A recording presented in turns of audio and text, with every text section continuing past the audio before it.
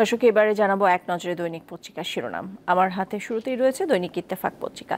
দৈনিক ইত্তেফাকে শিরোনাম করা হয়েছে কোটার আন্দোলন বিশ্ববিদ্যালয়ের বাইরে ছড়িয়ে পড়া নিয়ে রহস্য। শুরুতে আন্দোলন ছিল বিশ্ববিদ্যালয় কেন্দ্রিক, ছাত্রদের সঙ্গে আলোচনা চলছিল কর্তৃপক্ষের, নেপথ্যের কারণ খুঁজছেন গোয়েন্দারা। এই শিরোনামে প্রতিবেদন করা হয়েছে। পাশাপাশি আছে আওয়ামী লীগের পর্যালোচনা সভায় হট্টগোল, টাকায় পদ কিনলে মাঠে নামবে কেন, পদ বাণিজ্য বন্ধের দাবি তৃণমূল নেতাদের। রাজধানীর থানা ওয়ার্ডগুলোর প্রস্তাবিত কমিটি আর আলোর মুখ দেখবে না বলে গতকাল এই বৈঠকে ওবায়দুল কাদের বলেছেন। এছাড়াও উন্নয়ন ধ্বংসকারীদের বিরুদ্ধে রুখে দাঁড়াতে হবে প্রধানমন্ত্রী। ক্ষতিগ্রস্ত মেট্রো স্টেশন পরিদর্শন। আপনারা জানেন গতকাল যে দুটি মেট্রো স্টেশন ক্ষতিগ্রস্ত হয়েছে সেগুলো প্রধানমন্ত্রী পরিদর্শনে গিয়েছিলেন এবং তারপর তিনি এই কথা বলেন। এটিকেই শিরোনাম করেছে দৈনিক ইত্তেফাক। এবার আমার হাতে রয়েছে দৈনিক প্রথম আলো। দৈনিক প্রথম আলোর শিরোনাম হচ্ছে আরও 5 মামলায় শিক্ষার্থীরা আসামি। কোটা সংস্কার আন্দোলন, শেরে বাংলা কৃষি বিশ্ববিদ্যালয়ের 20 শিক্ষার্থীর নামে পুলিশের মামলা। আরেক মামলায় আসামিদের তালিকায় রাজশাহী বিশ্ববিদ্যালয়ের 15 শিক্ষার্থীর নাম।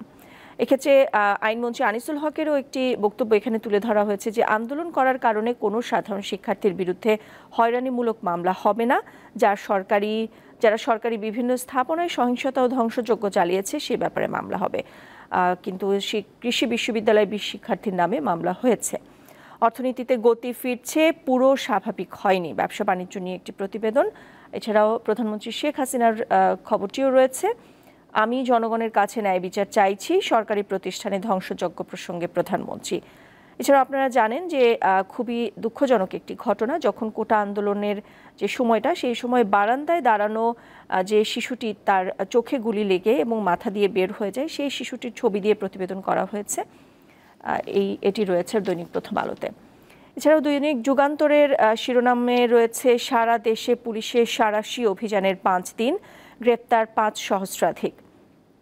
এটি তাদের একটি বিশেষ প্রতিবেদন। অ্যানি পার্থসহ 24 ঘন্টায় গ্রেপ্তার আরও 1300। মেট্রো রেল স্টেশন পরিদর্শন করার পরে প্রধানমন্ত্রীর বক্তব্য এই খবরের শিরোনাম হিসেবে এসেছে। আমার হাতে রয়েছে দৈনিক সমকাল পত্রিকা।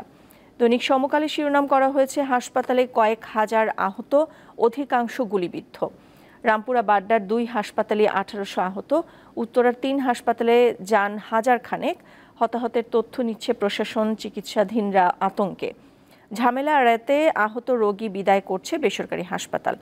সংঘর্ষ সহিংসতার সময়কার যে বিভিন্ন সময়কার চিত্র তুলে ধরে তারা এই প্রতিবেদনটি করেছে।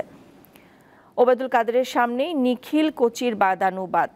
সাংগঠনিক দুর্বলতা খুঁজে আওয়ামী লীগের যে সমন্বয় কমিটি, সেই কমিটিতে যে হট্টগোল হয়েছে সেই বিষয়টিকে গুরুত্ব দিয়ে দৈনিক সমকাল এই প্রতিবেদন করেছে। এছাড়াও প্রধানমন্ত্রী মেট্রো রেল স্টেশন পরিদর্শনে গিয়ে তিনি যে বক্তব্য দিয়েছেন এটিকেও শিরোনাম করা হয়েছে।